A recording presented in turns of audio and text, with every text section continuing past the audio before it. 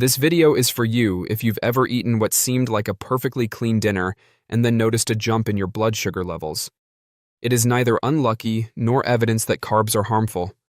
There are three components to the fundamental cause of high blood sugar. First, because your muscle cells aren't there, glucose is in your blood, effectively drawing it in. Second, because insulin resistance is misleading your liver. It is excreting excess glucose even when you don't need it. Third, the lack of essential minerals may cause the cellular machinery responsible for energy metabolism, insulin signaling, and glucose transport to be underpowered. The first two are the only ones that most people ever hear about. The third is a topic that is rarely discussed, but this video will address it. In this video, I'll walk you through it. By enhancing the fundamental mechanism your body utilizes to handle glucose in the first place, 4 vital minerals and 1 unique mineral water technique can help drop blood glucose more quickly. First, magnesium. Your insulin signaling is famished for this mineral.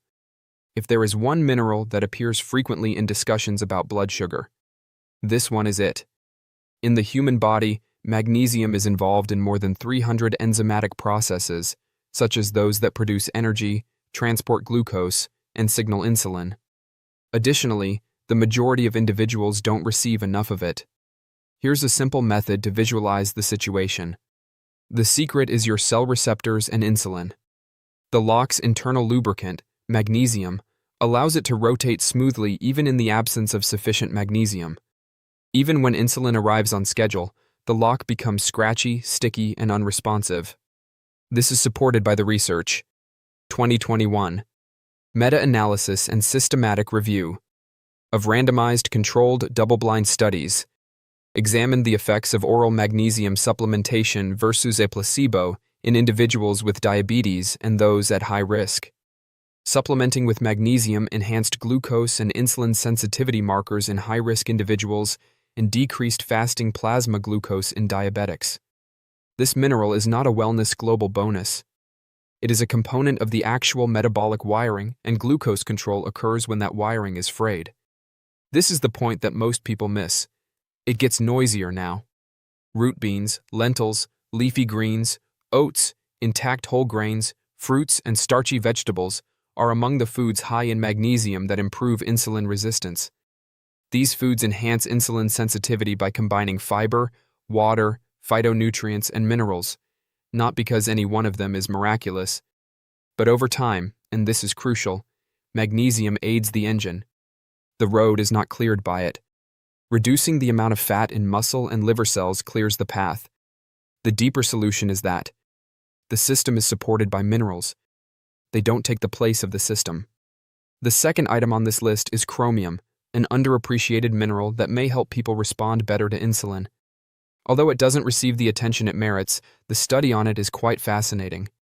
170 randomized controlled studies were compiled in a 2023 meta-analysis systematic review. 14,223 people with type 2 diabetes were involved. Chromium was found to be the most efficient micronutrient for lowering HOMA-IR, a direct indicator of insulin resistance and fasting blood glucose. Additionally, the writers were truthful. Although the evidence's certainty was low, we should exercise caution in this situation. Chromium should have a place at the table. Here's why it could be important. Return to the key and lock metaphor in terms of physiology. The secret is not chromium. It seems to help the key signal more successfully once it reaches the lock, but it is not the lock. Enhancing the exchange of information between insulin and the receptors it must activate. This is the pattern. Chromium-containing items will continue to appear in your diet. Oats and whole grains. The same foods that are high in fiber and low in saturated fat are barley, broccoli, green beans, and potatoes. All of this is taken away at once by the nutrient-poor processed diet. The whole food diet reconstructs everything at once. It's not a coincidence. That's how the system functions as intended. The third mineral is selenium, where having more isn't necessarily preferable. Because selenium is not a take more and win scenario, this one needs a fair explanation. Selenium is involved. Redox equilibrium, thyroid hormone metabolism, and antioxidant defense all have a direct impact on insulin action and glucose metabolism. When selenium levels are high, the entire system becomes louder. Issues may arise in the opposite direction. A 2020 review examined observational studies, case control studies, cohort studies, and randomized trials involving populations in North America, Asia, and Africa. In conclusion, impaired glucose, homeostasis, and insulin resistance may be caused by shortages and, in certain situations, excesses of calcium, magnesium, chromium, and selenium.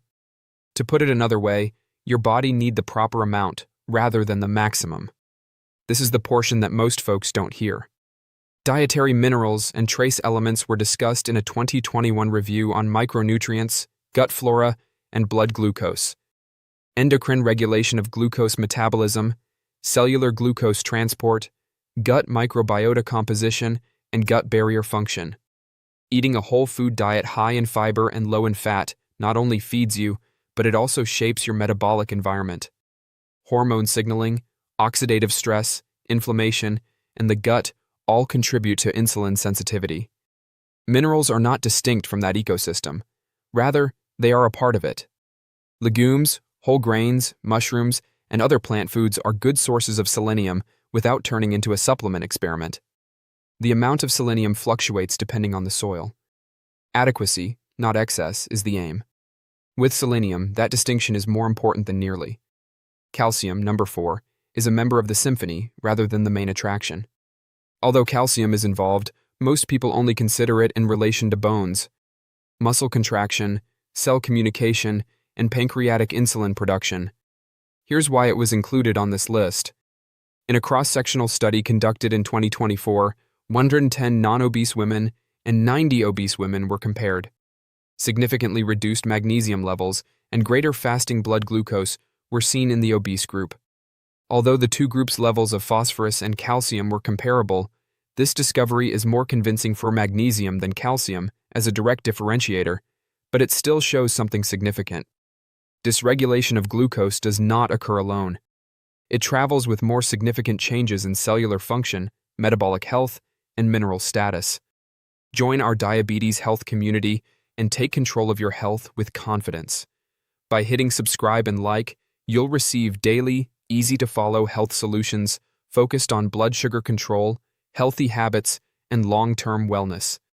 Stay informed, stay empowered, and move toward a healthier, more balanced life, one smart step at a time. The entire system is under stress when it is under stress. Physiologically, calcium is still important, particularly since your metabolism communicates through calcium signaling within cells, and the pancreas depends on calcium for the release of insulin. However, calcium is not the mainstay for quick improvements in blood sugar. It is a component of the orchestra. Do you want enough beans, bok choy, collards, and kale? Not for any of those reasons. Is going to change your numbers tomorrow, but it is a very different message from acting as though calcium is a blood sugar shortcut, since basic physiology functions better when basic physiology is taught. Bonus: the most unexpected tool on this list is mineral water that is rich in bicarbonate. This one always shocks people, and since it's a small tool rather than a full toolbox, I want to be cautious. 2007 saw a randomization. In a 3-way crossover trial, 18 healthy postmenopausal women were given a regular, high-fat meal coupled with half a liter, 2 sodium-rich bicarbonate mineral waters, or a low mineral water. At 120 minutes following the meal, the bicarbonate-rich mineral waters produced noticeably lower insulin levels than low mineral water, indicating better insulin sensitivity. For the women who began with the higher HOMA-IR value, the effect was more noticeable. Here's how to interpret the outcome. It is usually a positive indication if your body requires less insulin to manage the same glucose load. Although this study was small, acute, and focused on a single meal arrangement in a single cohort, it implies that the system is operating more effectively. Therefore, we are not claiming that mineral water can overcome insulin resistance. We contend that post-meal metabolism can be more significantly impacted by the mineral makeup of your beverage than most people are aware. Although it's an intriguing lever, it's not something to become fixated on. Here's the overall image, though. Because the most. This is a powerful message that goes beyond any one mineral. Magnesium helps insulin signaling by maintaining the responsiveness and smoothness of the cellular lock. Chromium may enhance insulin's ability to interact with its receptors, facilitating the quicker removal of glucose from the blood. The oxidative and hormonal milieu that glucose metabolism depends on is maintained by selenium, although balance is more important than volume. Every day, insulin secretion and cellular communication depend on the fundamental signaling physiology that calcium supports. Because they manipulate blood sugar, none of these are effective. They function by removing friction from a system that is already attempting to function properly. But this is the most important thing.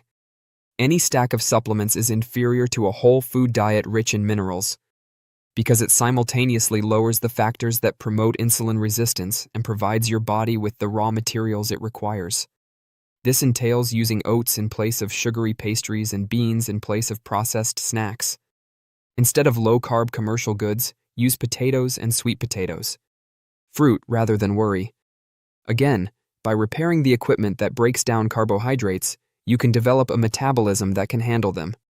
And keep in mind, this elevated blood glucose, if your levels have been frightening you lately, is not a verdict, but a signal.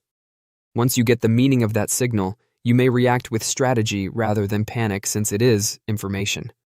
Stricter guidelines might not be necessary for your body. It might require less saturated fat, more fiber, more minerals, and better raw ingredients. Greater regularity. Please hit the like button, subscribe to our channel, and tell someone that their body is not broken if this video was helpful. Keep your A1C low and your carbohydrate intake high until the next time.